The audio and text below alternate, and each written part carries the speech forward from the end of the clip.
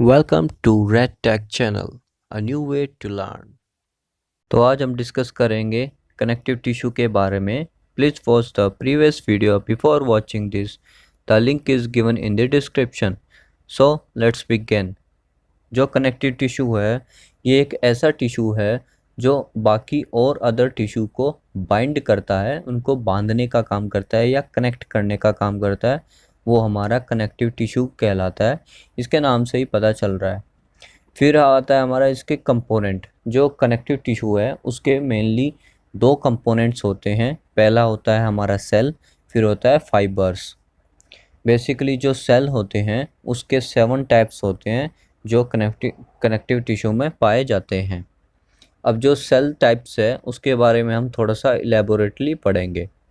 पहला आता है हमारा फिब्रोब्लास्ट। फिब्रोब्लास्ट एक फ्लैटेंड और या तो फ्यूजिफॉर्म शेप का होता है जो कि एक न्यूक्लियस के सेंटर में प्रेजेंट होता है। और ये जो सेल है वो न्यूमरस प्रोसेस, कई तरह के प्रोसेस शो करता है जो कि फॉर्मेशन करता है या फॉर्मेशन में हेल्प करता है 3 फाइबर्स की। पहला हमारा कोलागन, फिर आता है रेटिकुलर एंड फिर आता है इलास्टिक फाइबर्स। जो हमारा फिब्रोब्लास्ट है वो हेल्प करता है। और जो फिब्रोब्लास्ट हमारा सेल है इसमें एक हीलिंग ऑफ वाउंड्स की जो मतलब कि हेल्प करता है। वाउंड्स जो होते हैं हमारे उसको हील करने में। अगर कोई घाव या चोट लगी है उसको रिकवरी करने के लिए कौन सा सेल हमारा यूज़ में आता है, वो होता है हमारा fibroblast. By there active sub division करके उस घाव को या उस वाउंड को हील कर देता है। फिर आता है हमारा मैक्रोफेजिस। मैक्रोफेजिस को हम दो और नामों से जानते हैं। पहला है हिस्टियोसाइट्स और दूसरा है क्लास्मेटोसाइट्स। जो ये सेल्स होते हैं जो न्यूमरस प्रोसेस शो करते हैं, सेल्स जो फिब्रोब्लास्ट ने भी किया था उससे थोड़ा सा कम करते हैं। और जब ये एक्टिव नहीं होते यानी कि इनएक्टिव में होते हैं तो इनकी इरेगुलर शेप होती है। बट जब ये एक्टिव में होते हैं इनकी शेप प्रॉपर हो जाती है। और ये जो हमारे सेल्स होते हैं वो फैगोसाइटिक इन नेचर होते हैं। फिर आता है हमारा plasma cells. These cells are numerous in mucous and submucous coats of the gut. जो हमारा गट है उसमें म्यूकस और सब म्यूकस कोर्स में ये प्रेजेंट होते हैं। दो जो ये सेल्स है ये हमारे राउंडिंग इन शेप में होते हैं विद जो हमारे सेंट्रल में प्लेस्ड होते हैं न्यूक्लियस के। और जो ये सेल्स हैं हमारे ये प्रोड्यूस करते हैं antibodies to counteract the action of antigens to help in defence mechanism of the body. जो ये सेल्स हैं हमारे एंटीबॉडीज़ प्रोड्यूस करते हैं जिससे कि कोई भी फ़ौरन कोई भी हमारे बैक्टीरिया इन्वेजन होता है। बेसिकली ये डिफेंस मैकेनिज़्म जो होता है हमारी बॉडी का उसमें हेल्प करते हैं, उसको स्ट्रॉन्ग करने में हेल्प करते हैं क्योंकि ये हमारे एंटीबॉडीज़ प्रोड्यूस करते हैं। फिर आता है हमारा मास्ट सेल्स। मास्ट सेल्स क्या होता है, ये सेल्स भी राउंडेड होते हैं शेप में और न्यूक्लियस के सेंटर में प्रेजेंट होते हैं। ये प्रेजेंट होते हैं फिब्रस देयर जो ये फिब्रस कैप्सूल होता है हमारा लीवर में उसमें ये मास्ट सेल्स प्रेजेंट होते हैं with along with blood vessels और mucosa of the alimentary and respiratory tract. इन जगहों पर ये जो मास्ट सेल्स होते हैं ये प्रेजेंट होते हैं। ये सिक्रीट करते हैं हिपेरिन जो कि एंटीकोगुलेंट होता है, फंक्शन करता है एंटीकोगुलेंट का। और ये हिस्टामिन भी प्रोड्यूस करता है।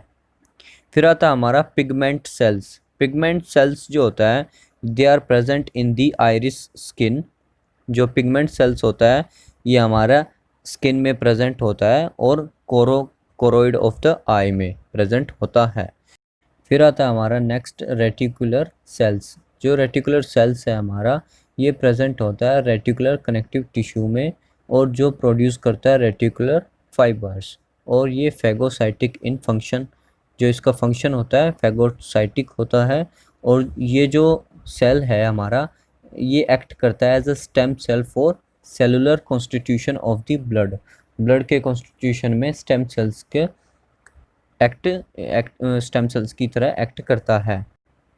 फिर आता है हमारा फैट सेल्स। फैट सेल्स को हम एडिपोसाइट्स भी बोलते हैं। ये सेल्स हमारे पॉलीगोनल इन शेप में होते हैं और न्यूक्लियस के इसेंट्रिकली प्लेस्ड इन न्यूक्लियस। और जो हमारा साइटोप्लाज्म होता है उसमें large amount of fat present होता है और न्यूमरस इन एडिपोज टिश्यू भी। फिर बात करते हैं फाइबर्स के बारे में। जो हमारा कनेक्टिव टिश्यू है इसमें 3 टाइप के कनेक्टिव टिश्यू फाइबर्स होते हैं। हमारा कोलाजन या कोलागन, रेटिकुलर और इलास्टिक फाइबर। थोड़ा थोड़ा इनके बारे में भी जान लेते हैं। पहला आता है कोलागन। ये फ्रेश स्टेट होता है। इन द फ्रेश स्टेट, अगर ये फ्रेश स्टेट में है तो ये अपीयर वाइट होता है, इसलिए इसको वाइट फाइबर्स भी कहते हैं। जिसमें प्रोटीन होता है, इसलिए इसका नाम कोलाजन रखा गया है, जो कि ड्राइव्ड किससे लिया गया, which is derived from tropocollagen. Collagen fibre जो होते हैं are found in all type of connective tissue. Collagen fibres हर टाइप के कनेक्टिव टिश्यू में पाए जाते हैं। They are mainly present in ligament, tendon and capsules and bones, इनमें प्रेजेंट होता है। फिर आता है हमारा reticular fibres. They are thin branching fibre which form a network. जो ये फाइबर्स होते हैं काफ़ी थिन होते हैं और एक ब्रांचिंग की फॉर्म में फैले होते हैं, एक तरह से network. They are present in the lamina propria of epithelial tissue around small blood vessels, spleen, lymph node and bone marrow. ये प्रेजेंट होते हैं बेसिकली एपिथेलियल सेल्स के लेमिना प्रोपोर्शिया में और ब्लड वेसल्स में भी प्रेजेंट होते हैं। फिर आता हमारा इलास्टिक फाइबर। इलास्टिक फाइबर भी हमारा थिन होता है, स्ट्रेट होता है, रेट्रैक्टाइल फाइबर्स होते हैं। In bulk they appear yellow in colour, show होता है येलो इन कलर में, इसलिए इनको येलो इलास्टिक फाइबर्स भी बोलते हैं। ये प्रोटीन का बना होता है, इसलिए इसको इलास्टीन बोलते हैं। They are present in loose connective tissue and blood vessels. तो ये था हमारा कनेक्टिव टिश्यू के बारे में। इससे जुड़ी जो टर्म्स इसमें बीच में आई हैं उसको मैं सेपरेटली एक्सप्लेन करने की कोशिश करूँगा। So that's all for this video. Do subscribe if you like, and thanks for watching.